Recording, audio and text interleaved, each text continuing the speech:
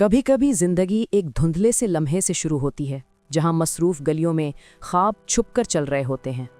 कराची के पुरअसरार मोहल्ले में धूल और पॉटन की महक के दरमियान एक छोटा लड़का अपनी चाहत को तश्कील दे रहा था, लूम के हर झटके के साथ। ये लड़का था फवाद अनवर, जिसके कदम बचपन से लूम्स की धुन पे चलने लगे थे।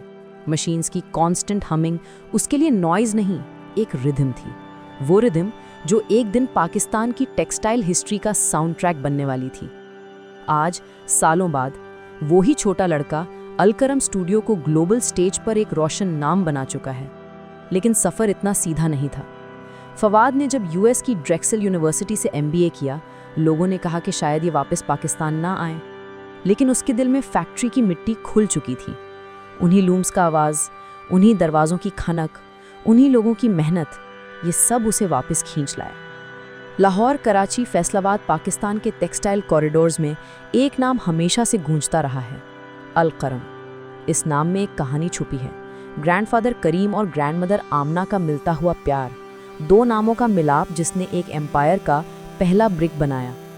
1986 में जब उनकी फैमिली ने आदमजी इंडस्ट्रीज एक्वायर की, तब किसी ने नहीं सोचा था कि एक छोटी सी बिगिनिंग एक दिन वॉलमार्ट, आइकिया, टारगेट और पॉटरी बार्न जैसे ग्लोबल जायंट्स के ऑर्डर्स तक पहुंच जाएगी। लेकिन यहाँ एक साइलेंट रूल था और फवाद ने उस रूल को अपना पहला टीचर माना। रूल ये कि हर फैमिली मेंबर को बिल्कुल स्क्रैच से स्टार्ट करना होता है। No shortcuts, no privileges. पहले यार्न समझो, फिर थ्रेड, फिर वीविंग, फिर डाइंग, फिर फिनिशिंग। जब तक तुम पूरी सप्लाई चेन को आंखों से देखकर समझ ना लो, तुम डिसीजन मेकिंग के काबिल नहीं। फवाद स्कूल के बाद सीधा फैक्ट्री जाता था। मशीन्स की वाइब्रेट करती ज़मीन, गर्म स्टीम का धुआं और लूम्स का प्रेशर, ये सब किसी दूसरे बच्चे को डरा देता, मगर उसको ये सब उसके लिए एक अनरिटन डेस्टिनी थी। उसने वहीं सीखा कि ग्रिड का मतलब सिर्फ हार्डवर्क नहीं होता, hard work plus passion equals grid. और ये फॉर्मूला उसकी ज़िंदगी का इंजन बन गया।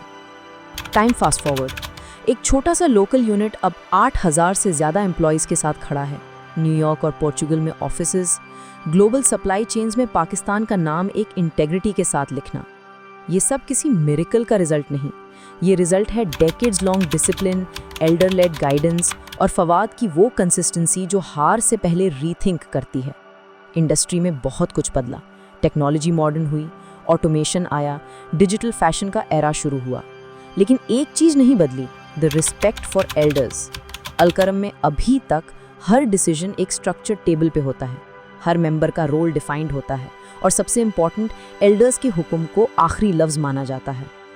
फवाद कहते हैं, we don't just sell our product, we sell our country. ये लाइन सिर्फ कोट नहीं, अलकरम की फ़िलॉसफी है।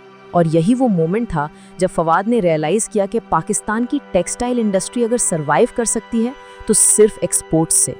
इसीलिए अलकरम का नेक्स्ट मिशन क्लियर था, पाकिस्तान लार्जेस्ट बेडिंग एक्सपोर्टर बनना। क्योंकि बेडिंग एक ऐसा सेक्टर था जहां ग्लोबल डिमांड स्टेबल थी और पाकिस्तान की craftsmanship unbeatable. Inflation, exchange rate issues, global competition, ये सब चैलेंजेस थे, लेकिन फवाद के लिए हर क्राइसिस एक ट्रेनिंग ग्राउंड था। अ डेकेड ऑफ अनसर्टेनिटी ने इंडस्ट्री को टफ, एफिशिएंट और वैल्यू एडेड प्रोडक्ट्स की तरफ पुश किया और अलकरम ने इस मोमेंट को अपॉर्चुनिटी में बदल दिया। एनवायरमेंटल सस्टेनेबिलिटी भी उनकी स्ट्रैटेजी का बैकबोन बन गया। Water recycling, employ welfare programs, carbon footprint control.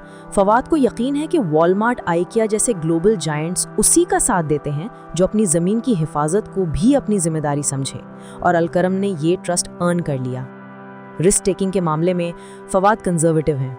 वो कहते हैं कि एक्सपेंशन से पहले प्लानिंग करो, प्लानिंग से पहले ऑब्जर्वेशन और ऑब्जर्वेशन से पहले पेशेंस। स्टार्टअप्स, वो मुस्कुरा के कहते हैं, interesting to learn but that's about it. लेकिन अगर आज उनसे कोई पूछे कि उनका बिगेस्ट ड्रीम क्या है, तो वो कहते हैं, I want to change the perception. Alkaram is not just a brand for older generations. उनका विजन है कि यूथ अलकरम को अपनी आइडेंटिटी का हिस्सा बनाए, एक young, vibrant, digitally forward brand जो हेरिटेज और मॉडर्निटी को जोड़ कर चलती है। मगर एक और दर्द उनके दिल में छुपा है। पाकिस्तान में जब भी कोई बिजनेसमैन बड़ा बनता है, लोग पहले उसकी सक्सेस में फॉल्ट ढूंढते हैं। फवाद कहते हैं, ये माइंडसेट चेंज होना चाहिए। Success means hard work, not hidden stories. और शायद इसी ऑनेस्टी की वजह से यूथ उनको रोल मॉडल मानती है। लीडरशिप के लिए उनका गोल्डन रूल क्या है? Keep listening, keep learning, don't think you know it all. और शायद यही वो लेसन है जो हर पाकिस्तानी एंटरप्रेन्योर को चाहिए। Humility plus vision equals impact. और आज के अलकरम स्टूडियो के स्टोर्स, उनकी फैशन लाइंस, उनके डिज़ाइन का बोल्डनेस, ये सब एक एवोल्यूशन का रिजल्ट है।